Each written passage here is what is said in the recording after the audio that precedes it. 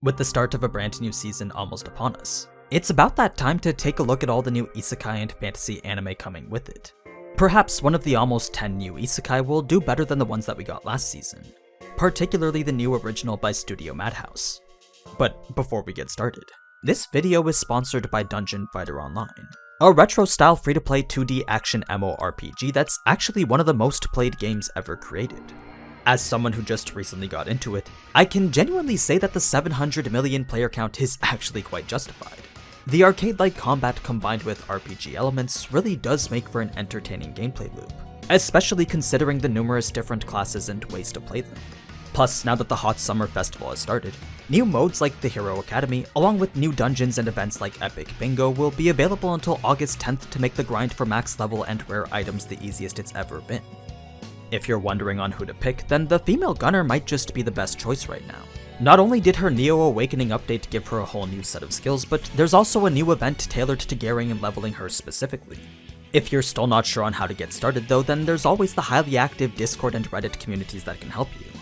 So if you're interested in a beautiful looking new action MMORPG, then I highly recommend using the link in the description to check out DFO today. It's free, it's pretty fun, and it does help to support the channel. Now, let's talk about some Isekai.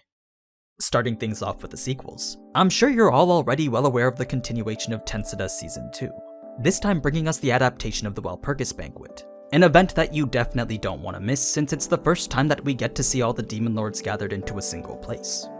The other returning Isekai are these second seasons for My Next Life as a Villainess, as well as I'm Standing on a Million Lives. The former was actually pretty funny when I had watched the first season, but I'm not entirely sure how entertaining the show will be without Katarina constantly trying to avoid her demise anymore. That was kind of the core thing that made it so enjoyable in the first place. As for I'm Standing on a Million Lives, this was one of those shows that I finished just because I wanted to see where it was going. It wasn't a very high quality anime, but there were some elements to the story that did make it a little bit interesting. So, if you're looking for a very mediocre isekai with a surprising shift in tone towards the end, then perhaps this one might be worth looking into. When it comes to the returning fantasy series, we actually have two pretty big names of Miss Kobayashi's Dragon Maid S, as well as Madoka Magica Gaiden Season 2. Madoka Magica is just the continuation of the Magia Record mobile game spin-off series. Then, if you've watched the first season of Miss Kobayashi's Dragon Maid, then I'm sure you already know exactly what you're getting into with this comedic slice of life. Now, moving on to this season's new isekai, first we have Studio C2C's adaptation of the light novel Tsukimichi Moonlit Fantasy, a series that follows in the footsteps of Shield Hero and begins with a typical student who's summoned to become a hero. Then, much like how Naofumi was outcast by everyone else, the goddess that summoned this student did the exact same thing. Because she wasn't too fond of this supposed hero's appearance, she decided to drop him off at the edge of the world without any help whatsoever. Just as you'd expect though, that's exactly what allows our outcast hero to become so strong. Much like how it was in Arifureta, all the dangerous encounters that he's now forced to overcome only serve to help him discover all the powers and abilities that are available to him. So, just as how Hajime became extremely OP over time, so too does our isekai protagonist as he tries to survive in the outer reaches of this fantasy world. Now, initially I was looking forward to this series because of how visually promising the announcement trailer was. But after seeing that the quality of the animation was only for that trailer specifically, I can't really say that I'm as hyped for it as I was before. While the source material is rated fairly highly, I can only hope that the story and world have a bit more to it than what I've described already. The next isekai is one that takes a more practical approach to the genre. I mean, with the title like How a Realist Hero Rebuilt the Kingdom, I'm sure you can piece together the route that this story is trying to take. So, when our protagonist is summoned to another world to be its hero, rather than do so through some generic adventure, he instead makes it happen by using strategic leadership. He decides to gather together a group of intellectuals and use his modern knowledge to rebuild the kingdom through economic and military reform. It's a series that, as you'd expect, deals a lot more with politics than it does with anything else. So it could be a refreshing shift from all the other isekai that deal with more action and adventure stuff. One isekai that definitely is going to be different though is Studio Madhouse's gorgeous new original called Sonny Boy. Not much is really known when it comes to the overall story, but we do have enough information to conclude that it is an isekai. During a seemingly normal summer vacation, an entire classroom of 36 students suddenly find themselves adrift in an alternate dimension. It's here that they each begin to discover that they have these new supernatural abilities. special powers that they soon find out they need to use if they're going to survive. Now, when the show is summarized like that, it really doesn't seem all that different from any of the other isekai that we're used to. But there's something about the style and overall feel of the anime that just makes me think that this one will be a little bit different. For starters, it doesn't seem to place itself in a generic medieval fantasy setting, and the whole thing just seems to be a lot more grounded. Plus, since it's being directed by the same person who did Space Dandy in Season 1 of One Punch Man, I definitely think it's worth giving it a shot. That said, you can actually watch the first episode on YouTube right now to see if it's up your alley. The rest will start airing on July 16th. Next, we have the adaptation of the light novel Spirit Chronicles, an isekai where the protagonist's reincarnation fuses with the body of a person who's already living.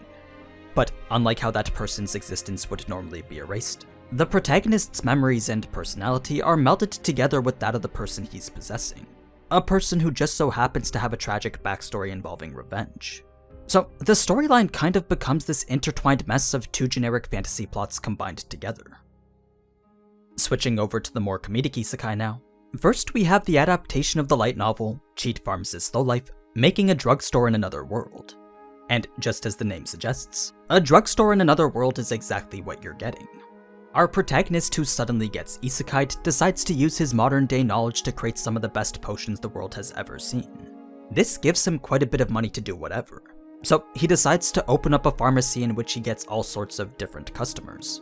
That's pretty much the gist of the story. It's kinda like Restaurant to Another World, but with a pharmacy instead. The other comedic isekai is Studio Silverlink's adaptation of Dungeon of Black Company, a story in which the protagonist is summoned as a slave rather than a hero. As a man who used to live a luxurious life without ever having to work, this new lifestyle as a slave-like employee certainly wasn't going to be acceptable.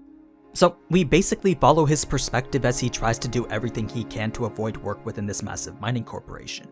It's a self-aware comedic take on the genre that could be pretty entertaining if it draws a lot of parallels to the actual corporate lifestyle. Now, with that being it for the isekai, next we have two upcoming fantasy anime that could be pretty promising.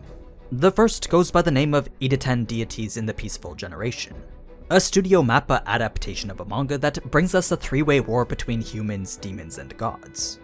In a world where the demons had been sealed away over 800 years ago, a new generation of gods who were born in this time of peace now find themselves having to battle for survival for the first time ever. The demons who were once defeated by the previous gods of war have once again been resurrected to cause havoc throughout the world. So only these new peaceful gods are capable of standing against them. This is actually one of the anime that I've been looking forward to for quite some time now. Although the manga isn't rated very highly, I'm a big fan of the art style that Mappa decided to use for it, so hopefully they can do some justice for an otherwise good-looking anime. As for the other fantasy anime, last on our list is the adaptation of the manga Boy Riverside, a standard fantasy adventure involving a princess and a traveler who one day cross paths and start to venture the continent together. What makes this one a little bit more interesting though is that this is a modern take on the classic Japanese folk hero Momotaro, an old tale that depicts a demon-slaying boy as he travels all across the land. So it'll be interesting to see how the story is changed to include this princess. Anyway, that's pretty much it for all the new Isekai and Fantasy, but there are a few more shows that I think are worth mentioning. There's the Mahoka spin-off that focuses on Miyuki instead of Tatsuya, the 19th century vampire hunt called The Case Study of Vanitas, the anime adaptation of the new PS5 game Scarlet Nexus, and the super-powered battle royale death game called Battle 5 Seconds After Meeting. Those are the other ones that I'll be keeping an eye on. But yeah, that's pretty much it for this season's anime. So be sure to let me know in the comments which ones you thought were interesting. Now, before I go, I'd like to thank Dungeon Fighter Online once again for sponsoring this video. With such a unique approach to such a retro game style, it really is quite a bit of fun to play. So be sure to show them some love and check out the game for free with the link in the description.